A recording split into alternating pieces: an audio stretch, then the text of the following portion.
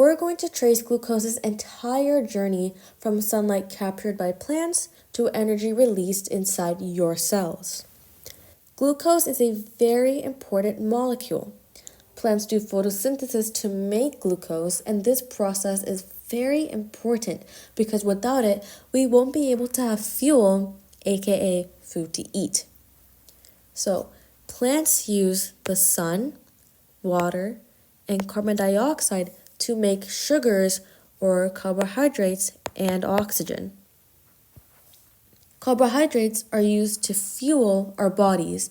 This is also used during cellular respiration, where the glucose is getting broken down to generate ATP. And again, we have oxygen as a byproduct, which is what we breathe in and also helps with cellular respiration, which we will get into later. This equation basically represents photosynthesis, which is the chemical reaction that occurs. We are adding carbon dioxide and water and using sunlight to start the reaction, mainly using photons, to create glucose and oxygen. Take a look at this drawing of a plant. So to start off, carbon dioxide enters by the stomata, which is on the leaves, that are basically tiny openings for gases to enter or leave through. Oxygen leaves also by the stomata. Water enters through the plants by the roots, which is where up the xylem, which are like pipelines in a plant's stem. Now let's transition into the chloroplast. It is in the plant cells, which is in the leaves of a plant.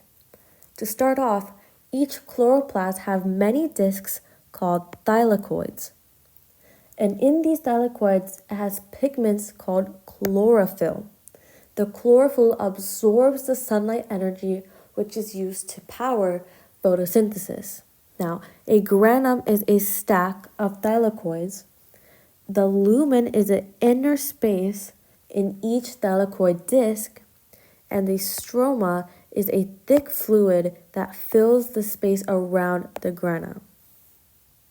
Photosynthesis can be divided into two reactions, light-dependent or light reaction, and the light-independent or dark reaction or Calvin cycle.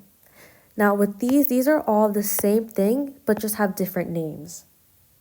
The light-dependent reaction relies on light and needs light to occur.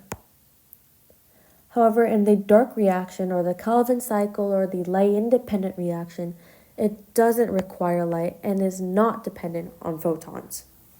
To begin with the light-dependent reaction, it occurs in the thylakoid membrane. First, we will start with photosystem 2. The photosystems have chlorophyll and other pigments. Photosystem 2 absorbs light. The electrons in the chlorophyll will gain energy or get excited. These excited electrons will leave and move down an electron transport chain /ETC. Since photosystem 2 has no more electrons, those electrons need to be replaced. In order to replace them, water gets split. Its electrons will go to the chlorophyll. Hydrogen ions and oxygen are produced. This is where oxygen becomes a byproduct. The ETC consists of PQ, cytochrome, and PC. PQ and PC are that transport electrons. As the electrons get transported, the energy from the electrons is used to pump hydrogen ions or protons across the stroma into the thylakoid space by the cytochrome, which is an enzyme. This creates a high concentration of hydrogen ions in the thylakoid space. The hydrogen ions are now unstable and want to go back to the stroma. So now that the hydrogen ions are unstable and want to go back to stroma, the hydrogen ions will passively diffuse by ATP synthase. The flow of hydrogen ions going through ATP synthase will spin and produce ATP by adding a phosphate group to ADP. The electrons, after finishing the first ETC, won't have much energy, so move on to photosystem 1 for the electrons to get excited again. Then it will go down a second electron transport chain with FD, another electron carrier, and NADP reductase, an enzyme. The electrons will go through the second ETC, then will get accepted by NAD+, a molecule. The molecule will also accept a hydrogen ion from the stroma, making it NADPH. The NADPH is the final electron acceptor.